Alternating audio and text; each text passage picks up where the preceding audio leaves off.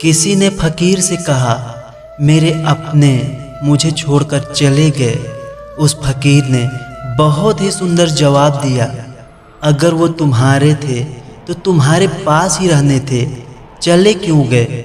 ये तुम्हारा वहम है कि वो अपने थे, क्योंकि अपने होने का अर्थ ही यही होता है कि हर हाल में साथ निभाना। जो साथ छोड़ दे ऐसे व्यक्ति को अपना मानकर वहम में जीता है।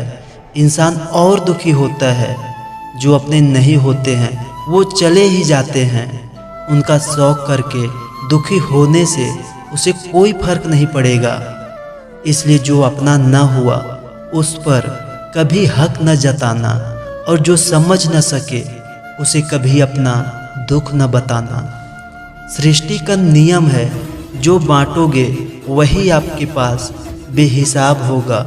फिर वो चाहे धन हो, अन्न हो, सम्मान हो, नफरत या फिर मोहब्बत। लंबी धागा और लंबी जुबान केवल समस्याएं ही पैदा करती है। इसलिए धागे को लपेटकर और जुबान को समेटकर ही रखना चाहिए।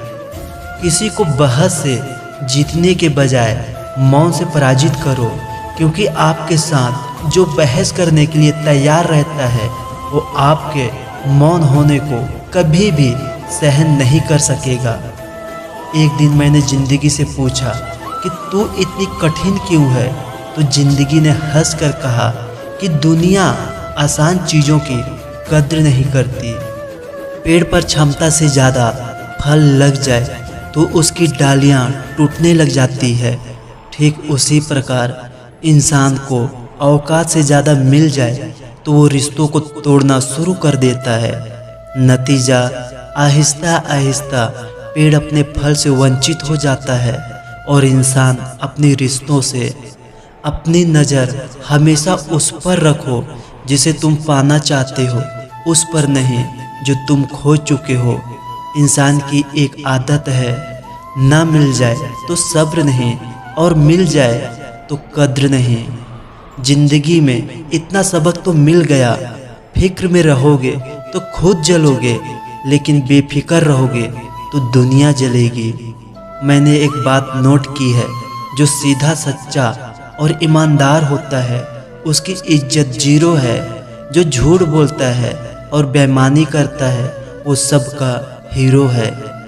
किसी को गुस्सा में या बुरा बोलने से पहले एक बात ये जरूर सोच लेना कि अगर वही शब्द कोई आपसे कहे तो आपको कैसा महसूस होगा।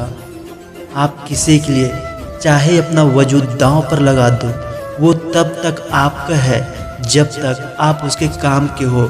जिस दिन आप उसके काम के नहीं रहोगे या गलती कर दोगे, उस दिन वो आपकी सारी अच्छाइयाँ भूलकर अपनी औकात दिखा देगा।